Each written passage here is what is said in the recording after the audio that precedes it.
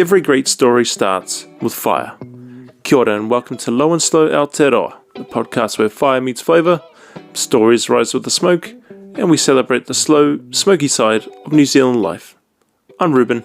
Grab a seat by the pit. You're in good company here.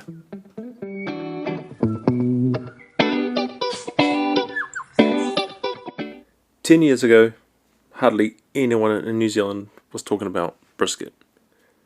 Now, every second bloke seems to own a smoker. Scroll Instagram, and it's black gloves, smoke rings, perfectly sliced beef. Hardware stores have entire barbecue sections, bigger than they used to be. So what actually happened? How did Low and Slow go from niche to normal in such a short time? And are we building something uniquely Kiwi, or just copying what we saw online? It wasn't always like this. Like 10, 15 years ago, brisket wasn't really that common here. It was just chucked in the slow cooker, really, used as pulled beef. Most of us Kiwis grew up on, sausages, chops and steak on a gas barbecue. Low and Slow wasn't mainstream at all. Now, every Mitre 10 and Bunnings have smokers. Mitre 10 and Bunnings have always stocked barbecues, that's a given, and a couple of accessories here and there and replacement parts for a gas barbecue. But over the years, since I started as well, over the years they've been stocking just a little bit more of different things. In the last, I'd say, 2-3 years, they've even gotten Oklahoma Joe. Oklahoma Joe's a big brand. Good, big brand. They come from America, obviously. So when I saw them at Mitre 10, I'm like, oh, nah, this is real now. This isn't just a flash in the pan. They mean business.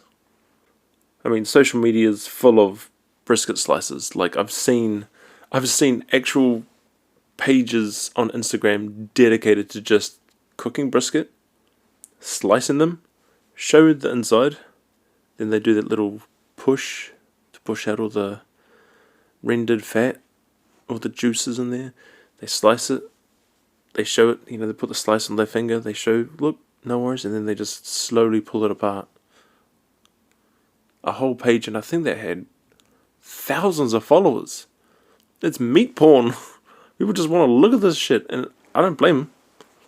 But I like to do it myself and see it firsthand. I mean, shit, you go to Mitre 10, and I've noticed just in the last year, Weber now has their own huge section. So you got the barbecue section of Mitre 10, which is pretty big. Like, it grew probably like 3 times the size of what it used to be normally. Just filled with more wood, charcoal especially, and different kinds of smokers. But then you look to the side here, and Weber has their own section, this huge wall of just Weber branded things. Their utensils, accessories, cookbooks even. And of course, the actual Weber kettles that they sell. All different sizes, from little camping baby ones to bigger ones to ones where you could cook a pizza on with a pizza stone. Freaking awesome, actually. So every year, that barbecue section at Mitre 10, because that's where I go. I always go Mitre 10. Just because it's closer and it's Kiwi. So I like to support Kiwi-owned companies as much as I can. Getting into that summer season, their section just seems to get bigger and bigger and more stocked with more and more things. Not just barbecues, but accessories, different brands of things. So this ain't going nowhere. So the thing we got to ask ourselves is, how did it explode so quickly? Like, how did it go from, when you talk about barbecue, you think, more gas cooker, sausages, whatever, to all of a sudden, Low and Slow barbecue is now incorporated into that big family of outdoor cooking. So this isn't a tutorial. This isn't exact facts. This is just my point of view from what I've observed over the last couple of years being in the scene. The main thing obviously is social media changed everything. It always does. Whenever something really good comes out, Instagram, TikTok, YouTube, Facebook, it'll be covered everywhere and you'll see it everywhere. Like I said, the Instagram brisket slicing culture, that's all they're dedicated to, it's cutting meat. Not just brisket, but brisket is the thing that really grabs people in. Perfect smoke rings, that thin red line all the way around. See, I always wondered, they call it a smoke ring, but my smoke rings are like semicircles. I don't get the full ring. Because I cook on an offset, the smoke box is lowered down, the chimney coming off the cook chamber is higher. So the smoke rises up, goes across the meat, and then goes up to the chimney. So the smoke is rolling over the top of my brisket. Yeah, that's probably it. So I'm not getting enough smoke underneath, but that's okay. As long as I've got some sort of smoke ring on there. And that's where the flavour comes from, and that's what I'm fine with. So we see all those things on social media with the smoke rings and the black gloves, and oh man, when I see those black gloves, they always have thermal gloves underneath, and then they put the black gloves on top so they can touch the meat without burning the frickin' hands. What I love is that when I see those, that usually means they're about to shred some meat, like they've done a pulled pork and they're about to just grab it by the fist and just squeeze it and it all just falls apart. That's the best. That's how you know you've done it right. If you can just grab it and then just squeeze it without much force at all, and then it all just falls apart. Oh shit, that's making me hungry talking about it now. Oh man, I'm hungry for pulled pork now. Like a pulled pork sandwich with coleslaw. Oh, and just a bit of sauce. I don't like a lot of sauce. I like to let the meat speak for itself. I like a little sauce to enhance it, but as long as I can taste the meat and the smoke, oh, I gotta stop talking about it. We get our influence from the States, and especially places like Austin. Now, and I know for a fact this is on my bucket list, and it will be for a lot of people that love low and slow, is going to Austin, Texas. There's two places on my bucket list to go: Franklin Barbecue and Snow's Barbecue. Those two are renowned for having the best meat. I'm talking pork, ribs, sausage. But Austin, Texas especially, I mean all over Texas, that's where barbecue's huge. The amount of videos I see of the best barbecue joints and this and that, Franklin Barbecue's always there. It's got to be for a reason, so that's on my bucket list to go. Before I die, I'm going to America and I'm trying Franklin Barbecue in Austin, Texas. Hell yeah! And then I could die happy with a belly full of meat. So I've seen all those things on YouTube, and that's the other thing. YouTube has just made information free and accessible. You can look up anything you want to do. I've looked up specific things, like not just how to smoke ribs. No, I've looked up specific things, and YouTube has it. There'll be several people that have pages dedicated to doing barbecue, especially Mad Scientist Barbecue. He's amazing. So he goes into in-depth, obviously the science behind it, like how the fire works, like the combustion of the fire and all that. If you go deeper into his channel, he does get a bit into that. Most of it's very simple and they're like 10-15 minutes long. So they're pretty good, and he explains what you need to know. Not just trash that you're like, I don't need to know that. It just tells you what you need to know.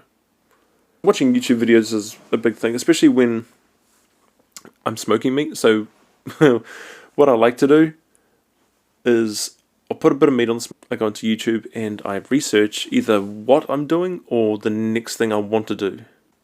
I just like to gain more information as I go.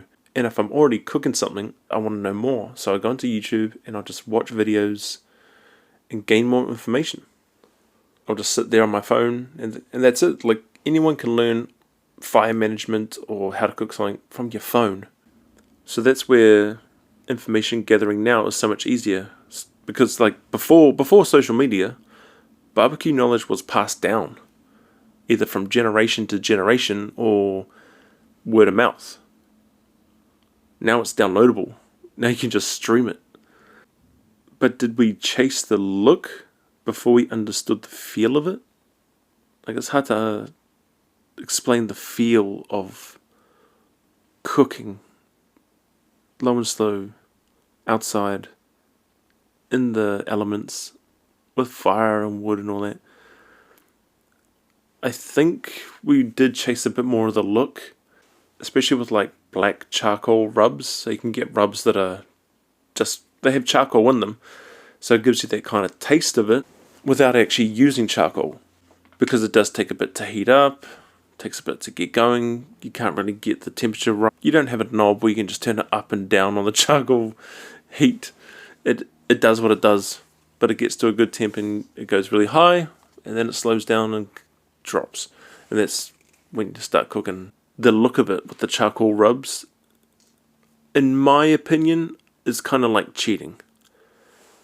Because when you do low and slow cooking, when I do a brisket, I do salt, pepper, garlic powder, onion powder, and celery salt.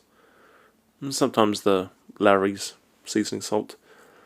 But once I'm done seasoning my brisket, it doesn't look black. But after 23, 24 hours of cooking, yeah, it's black. And that's where I think we were kind of chasing that look of it. Like, oh, I'm going to put this charcoal rub on there now. It will end up that way. You just got to trust the process. Take the time. It will come that way. Add the seasonings that you want, and it will become that nice dark black colour that you want. But the charcoal does give flavour to it as well, especially if you just have a gas barbecue or a pellet smoker. And that's fair enough. So gathering information on social media, online, that's a given. But access to gear became a lot easier.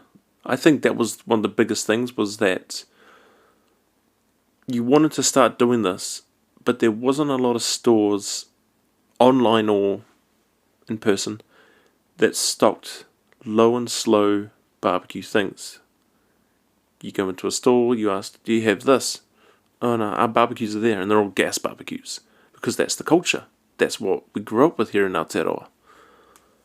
Like I was saying, hardware stores now stock proper smokers, proper brands, proper quality ones. I've seen it over the years. When they first started, I'll have to give it to Bunnings this time, because the first time I saw a decently priced / cheap offset smoker was at Bunnings, because I wanted to try offset, but I didn't want to spend $800, $2,000 on one. I just wanted to try it. Just wanted to try the style, and they had one for $100. Mighty 10 didn't, so I'll give it to them. That's where I got it from. Tried it. I liked it. Got a better one. Affordable entry points like the Weber kettle came into it. Yeah, Weber kettles are good entry points. They are. But when you look at it, they do cost a fair bit. The smallest one, like little camper ones, yeah, I think they're only like $120 or something. If you want to start low and slow smoking, you want to start low and slow cooking, and you get a Weber kettle, it's good. The fire management is minimal. You just start it. I don't have a kettle, so I didn't really look too much into the... I know there's the snake method, and you just light it and go, and it does its thing. So it's very easy to get started on a kettle barbecue, rather than one of the bigger ones and you're not too sure what's going on. Minimal effort, maximum results. A standard Weber kettle would be about $250, $300, which in the grand scheme of it is a bit, but it's not a cheap one. This will last, and the cheaper you go, the thinner the metal will be, and I learned that the hard way. And the fire management will be trash if you're doing it for hours. If you're doing a steak or whatever on the grill, yeah, that's fine. But if you're doing this for hours at a time, you want a Weber kettle. It'll hold the heat better. It'll keep the fire going a bit better. But I mean, if those aren't your things, like if dealing with lighting the charcoal and all that kind of thing isn't your thing, pellet grills became a lot more common, and you can use them for smoking or grilling. Smoking is preferred, obviously. And I get it. I used to be. I'm always honest here. I'll admit, when I first heard about pellet grills and what they were like, I was a bit of a snob. A bit of a, that's not real barbecue. That's not right. You gotta use real wood, real charcoal, more natural. You gotta plug your barbecue in. But then, once again, I got humbled. I checked my ego and realized that pellet grills do have their place. Some people really want to start doing this, really want to start doing low and slow barbecue, and they don't really have a lot of time. They could be a father of 4 with a full-time job and not much time on the weekends. They got to take their kids out to sports events, other things around the house. They don't have the time to sit there and manage a fire. They have other commitments, and I get that now. It took me a while to get, but I got it. They just want to put something on, put some pellets in there, set the temperature, and go do their other things. And some people also may not want to sit there for hours at a time. It's just not their thing. And that's fine as well. Grab yourself a pellet smoker. If you get more into the hobby, great. Then try even just a kettle or a drum smoker. Drum smokers are pretty good too. And that's why I think they started stocking pellet smokers a bit more. Because they realised there was an actual market for it. That people don't have the time. And sometimes not the patience either. I didn't have the patience. I had to gain the patience. If I started on a pellet, it would have probably been a lot easier. Probably would have had a few better cooks and less mistakes. The New Zealand barbecue supply stores were growing more as well. Quite a few in Auckland, obviously. When one store opens up and they stock a whole lot of stuff and they're there for a couple of years and people realise that, hey, they've been around for a while. There must be a reason for that. And then they decide, hey, I want to open up my own store. And then the next person does the same thing, and the next person. And then you've got all these different stores, which isn't a bad thing. They will stock different brands and in different areas. Out west, they may like certain brands. Out south, they may like different rubs. And up north, they may like something else. So you've got to tailor your store to the area. But that's good then. There's more options for us to choose from. You'd be surprised how many stores like that actually stock wood. Your logs, your split wood. But then you can get chunks which are good for the Weber kettles or gravity-fed smokers. Especially if it's Manuka, because that's easy to get. So from hardware stores stocking more and becoming a bit more affordable, more options, it stopped being hard to try. There was a lot more options, there was a lot more suppliers, different budgets for different people, more brands. So that's also why it became a lot more popular. I think the main contributing factor was COVID. 2020, the lockdowns, everyone stay home. All that time, people got bored. Between 2020 and like 2021, COVID actually helped the hobby. It helped people get into it because you're bored, you're at home, you've got nothing to do. You remembered that last Christmas your uncle gave you his old barbecue and you kept meaning to try it. Hell, that's when I started getting into it. Was binge watching Netflix, found the Great American Barbecue Showdown. That sparked it. And I think that's the same for a lot of people. I have spoken to people and they've all said kind of the same thing. That either that show got them into it or during lockdown. And people need projects, man. You can't just have go to work, come home. You've got to have something else to work towards. And that's what hobbies are. something that you don't get paid for, but you just enjoy doing. Even this right now, me talking to you, this is a project. I'm just doing this because I enjoy talking about barbecue. I enjoy low and slow.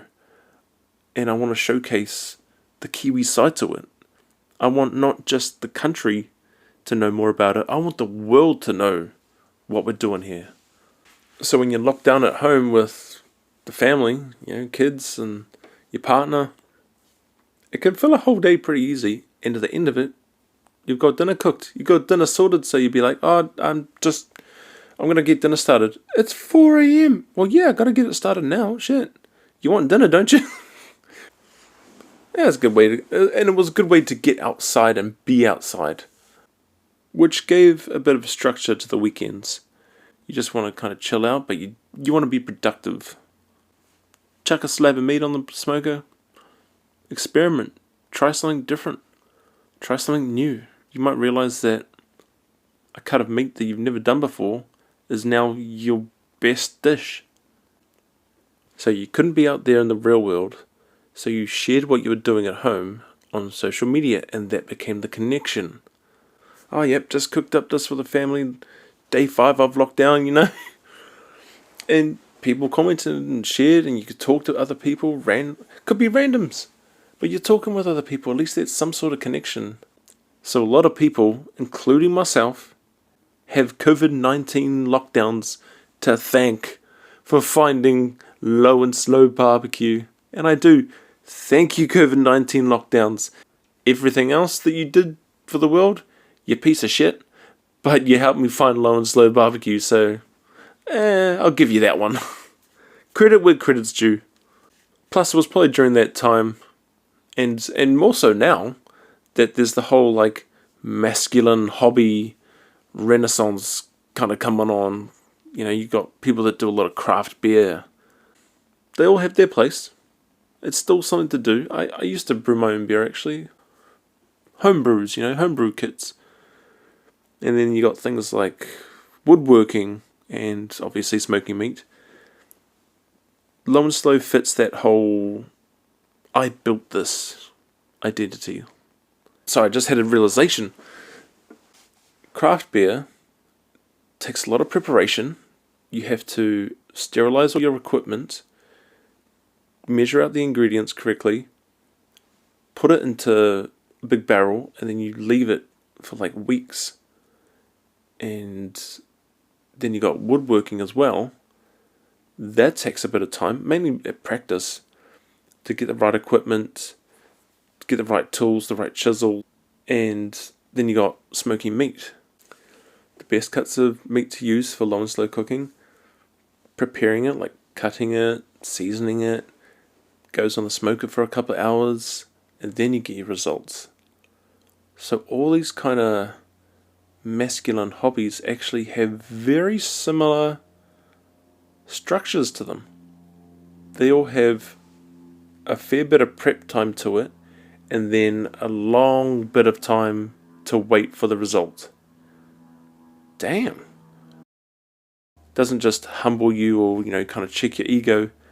It's other things that guys get into that make you learn patience and kind of checks your ego a bit. That's crazy. I didn't actually realize that. Yeah, the food is a great result, but is it about the food? Or is it more having a purpose? Same thing again. I made this with my hands. Brewing your own beer. You made that with your hands. Woodworking. Smoking meat. Even home gyms. Guys do home gyms. You got to build the gyms yourself. You got to get the weights. You got to build yourself, which once again takes time. It's not always about the thing you're doing. It's the thing behind it of having something to do and building something yourself. Then that makes you think is this just a trend or is it foundation? Are we past that hype stage of barbecue? Yes and no. It hasn't exploded here in New Zealand.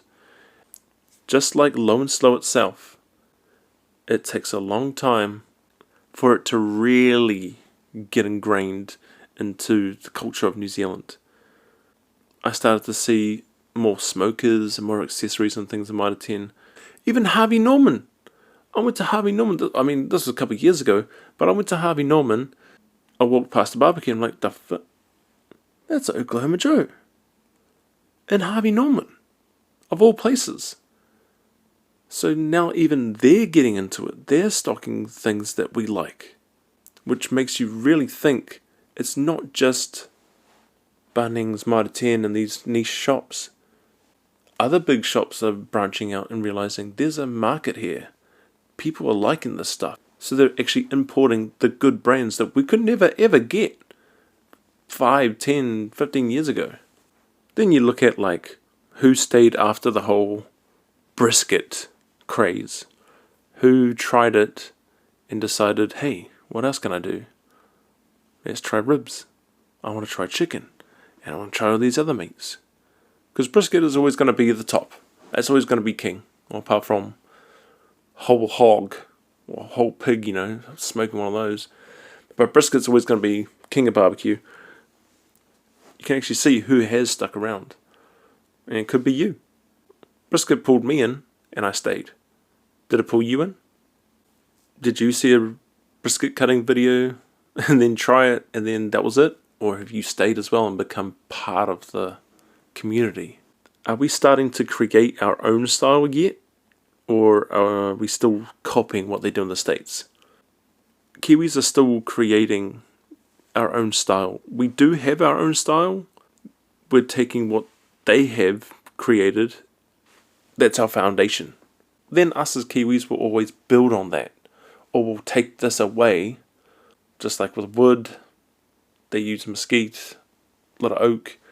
Here we'll use manuka, pahutakawa. So we are taking the foundation of what they have laid down in the States, but we're adding to it, we're taking away, we're making it our own. And that's still growing. So it kind of makes me think, like in the next 5 to 10 years, what's the scene going to be like? Is this really going to be part of New Zealand barbecue culture? I think it is. I think it already has. It's becoming more mainstream now, especially seeing them just in stores, seeing people doing it, seeing restaurants pop up, even on the side of the road, restaurants, food trucks. It's getting bigger. And I'll say this now, in the next at least 2 to 3 years, we're going to get put on the map. We got the NZBA competitions that isn't just end of the year, cool, this person's won overall, they had the most points, they are the best in New Zealand, done. The best team in New Zealand is then going to go over, with some guys in Australia, to the States, to Las Vegas, and compete in the World Championship Barbecue Competition. And that'll be like next year, so I reckon we will place. I predict we will place at least in the top 5. I got high hopes for our teams, but that's because I've seen what they've done. Just like when Steven Adams went over to the NBA. We have our own thing. We're stable. We're strong. We've got our own style. We've got our own flavors. Our grass-fed beef is top of the list. And with Weber exploding at Mitre 10, and they have their own store now as well, it's going to get bigger. Well, I mean, Low and Slow in New Zealand might have started as something we copied, but the people who stuck around are shaping what it becomes next. Maybe it didn't explode here because of meat. Maybe it took off because it gave people something to focus on, something to build, something to get better at. It started as inspiration from overseas, but the people who really love this, they're not chasing trends anymore. They're shaping what Kiwi Low and Slow actually becomes. And I reckon we're only just getting started. Catch ya!